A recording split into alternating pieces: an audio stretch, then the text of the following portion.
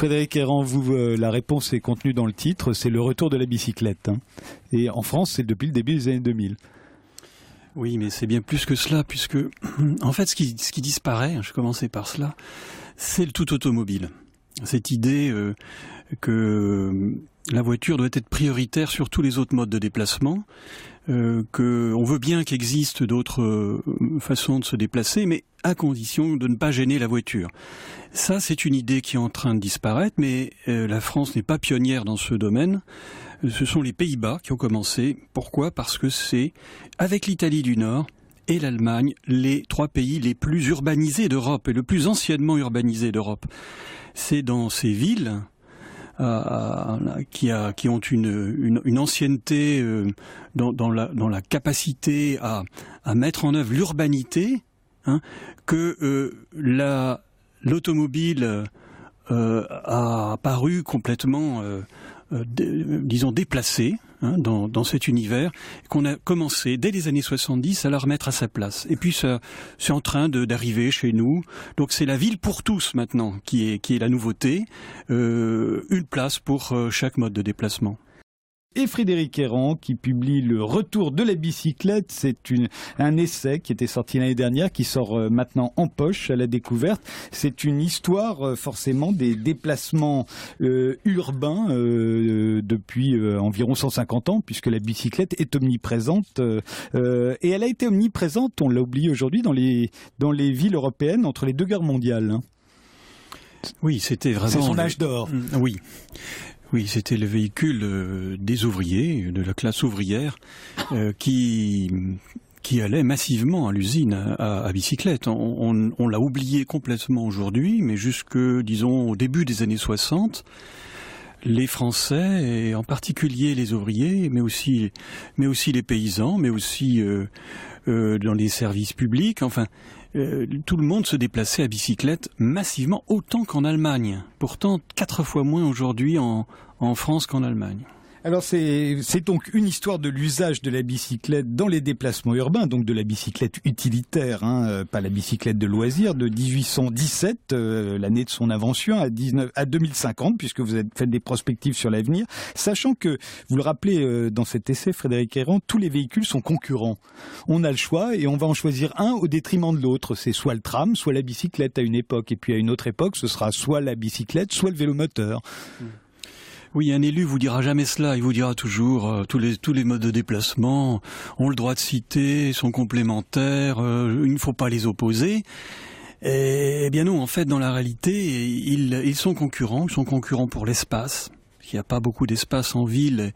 La voiture prend énormément de place et donc elle dégage les autres véhicules ou les autres modes de déplacement. Ils sont aussi concurrents pour les financements. C'est pas non plus du tout les mêmes sommes en jeu. Et puis aussi pour la sécurité. Ces modes se menacent les uns les autres et c'est ce point de vue que j'ai choisi d'expliquer dans cet ouvrage. Oui. Au départ, le concurrent de la bicyclette, c'était le cheval, à la fin du 19e siècle. On l'appelait d'ailleurs le cheval mécanique. Hein. Et puis, il y avait aussi les transports en commun. À l'époque, les transports en commun, c'était les tramways ou les trains de banlieue. Il y a les premiers trains de banlieue à la fin du 19e.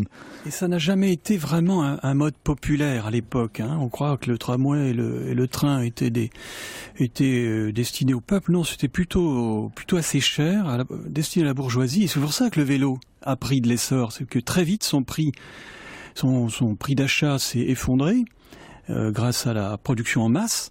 Et donc, il est devenu accessible au plus grand nombre qui s'en est emparé. Mais le premier pays à avoir fait massivement du vélo, vous ne devinerez jamais, ce sont les États-Unis. À la fin du 19e siècle. Alors qu'ils sont les premiers à l'abandonner d'ailleurs. Exactement, avec la voiture, oui. Au bénéfice de la voiture. Oui, c'est ça. Les femmes aiment le vélo, c'est un instrument de libération des femmes. Oui, alors ça c'est plus connu. Tous les féministes savent que le vélo a été un moyen d'émancipation des femmes à la fin du 19e siècle. D'abord parce que le vélo a révolutionné le dress code. Ça a permis d'introduire le pantalon, parce qu'on ne pouvait pas faire de vélo. La jupe culotte. La jupe culotte, qui était un compromis entre la jupe et le pantalon, qui permettait aux femmes de faire du vélo. Mais c'est pas seulement cela. Ça a permis aussi aux femmes de sortir de chez elles. Car pendant tout le 19e siècle, elles étaient confinées à la maison. Et pour elles, pouvoir se déplacer librement, comme ça, à couvrir une distance, enfin, surtout une superficie 10 fois plus grande qu'à pied, c'était magique.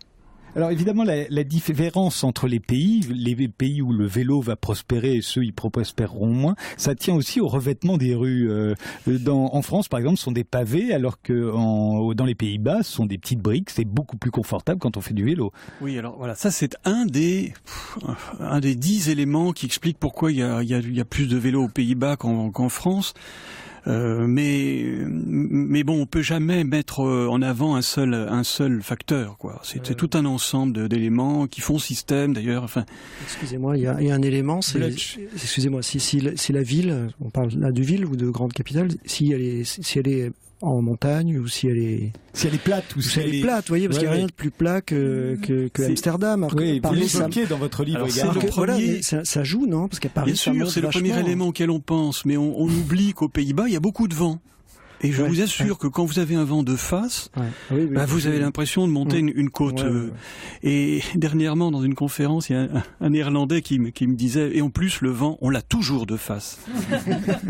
Il y a un autre élément, c'est selon que l'on vit dans un pays qui fabrique des voitures ou qui n'en fabrique pas. La France, comme l'Allemagne d'ailleurs, l'Angleterre, fabrique des voitures. Les Pays-Bas, les pays de Scandinavie n'en fabriquent pas. Il n'y a pas de lobby automobile qui va soudain prendre toute la place au cours du XXe siècle et absolument, par tous les moyens, chasser les cyclistes. Oui, c'est à peu près ça. Alors pour les Pays-Bas, en fait, ils ont commencé à construire des petites voitures. DAF, le constructeur DAF qui fabriquait uniquement des camions, en 58 s'entiche de faire aussi des petites voitures. Mais avant la mise au point, etc., bon bref, elle commence à se diffuser seulement vers le milieu des années 60. Et alors là, on voit, aux Pays-Bas comme partout ailleurs, les gens se jetaient littéralement sur ces petites voitures et les acheter autant qu'en France, en Allemagne, mais simplement avec 10 ans de retard. Et ce sont ces 10 ans-là qui ont permis au vélo de s'installer quand même. Alors, c'est qui a permis au vélo de perdurer. C'est-à-dire, en fait, il s'est effondré. La pratique du vélo s'est effondrée. Il n'y a pas d'autre mot. Vraiment effondré dans tous les pays européens, y compris aux Pays-Bas. Chose qu'on ne veut pas croire et qu'on ne sait pas, mais y compris aux Pays-Bas. Simplement, aux Pays-Bas, ça s'est fait un peu plus tard. La pratique a été divisée par 3, alors que chez nous par 6. Comme on a commencé plus tôt, on est allé plus loin. Et puis, la crise de 73, la crise de l'énergie est arrivée. C'est là que soudain, on s'est dit, tiens, il faudrait peut-être préserver ce mode qui a quand même comme principal avantage de ne pas consommer de ressources. Europe 1 Social Club. Frédéric Tadei sur Europe 1. Frédéric Errand, quand on lit Le Retour de la bicyclette, on comprend effectivement, comme vous venez de le dire, qu'après la Seconde Guerre mondiale, la croissance économique s'accompagne d'un effondrement du vélo en tant que moyen de transport. Tout le monde rêve d'avoir des voitures. En France, en plus, il a un concurrent particulier.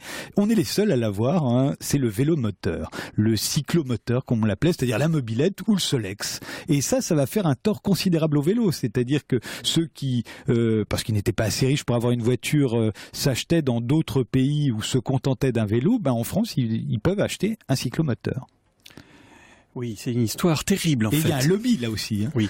En juillet 43 sort un décret, vous voyez, donc en plein régime de Vichy, sort un décret ultra-libéral favorisant le cyclomoteur au détriment du vélo. Évidemment, c'est pas un hasard, c'est le lobbyiste des fabricants de cyclomoteurs qui est à la manœuvre et qui profite de des troubles de la guerre pour mettre en avant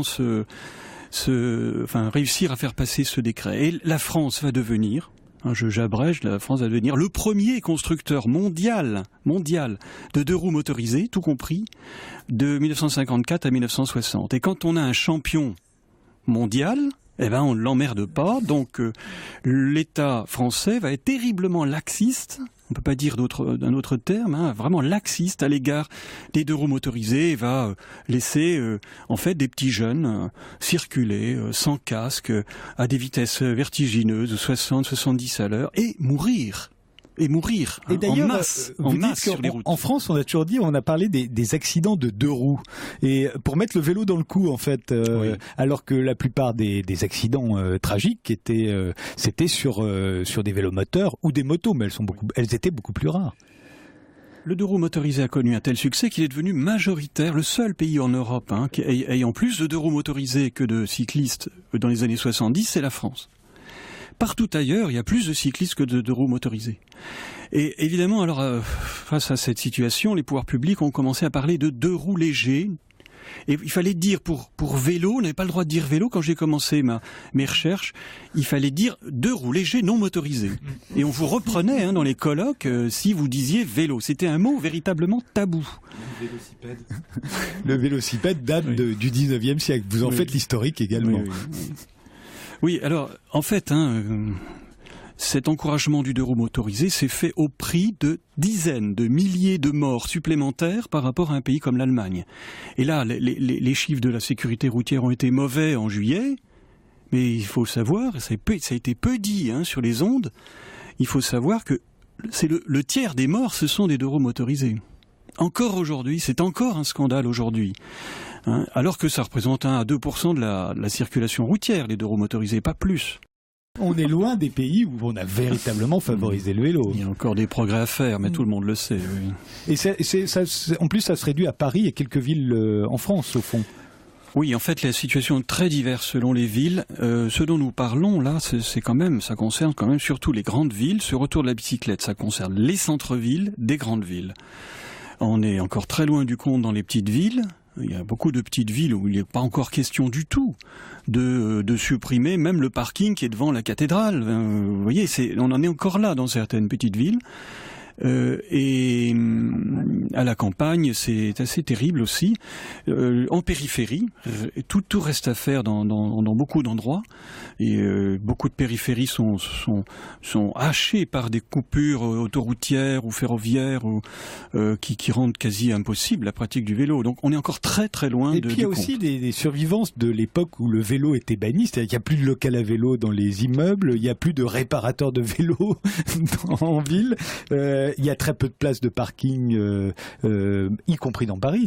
Pour parquer son vélo, c'est très difficile. Oui, un mode de déplacement, c'est un système. La voiture, c'est pas que la voiture, c'est aussi un réseau, c'est aussi des services en tout genre, c'est aussi toute une ville adaptée à la voiture. Le vélo, c'est la même chose. Il faut reconstruire ce qu'on appelle dans notre jargon un système vélo. Donc, c'est-à-dire pas seulement des vélos fiables, mais aussi des infrastructures, des services, énormément de choses qui vont avec, et la ville, l'urbanisation qui va avec, effectivement. Donc, l'état du vélo en France, il est dans l'état où était la voiture dans les années 20, quoi. On a à peu près 80 ans de retard, 90 ans de retard. Mais ça peut aller beaucoup plus vite parce que c'est beaucoup moins cher de reconstituer un système vélo que de mettre au point le système automobile. Donc l'avenir est au vélo ? Même en France ?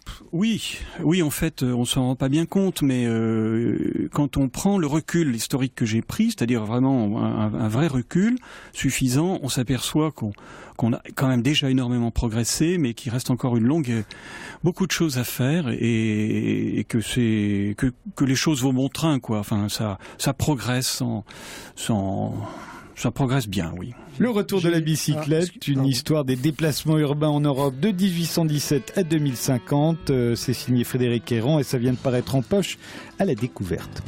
Frédéric Héran ? Oui. Vous avez un peu répondu. Oui, bien sûr. Oui, c'est ce qui a le plus disparu, c'est finalement cette arrogance de ceux qui pensaient que l'avenir n'était qu'au motorisé, et qui découvrent que le cycliste qui était totalement ringard, on n'a pas idée, mais dans les années 70-80, je me souviens d'une figure de la lutte pour le vélo urbain, à qui on avait dit mais les cyclistes, en fait, ce sont des résidus. C'est un public résiduel.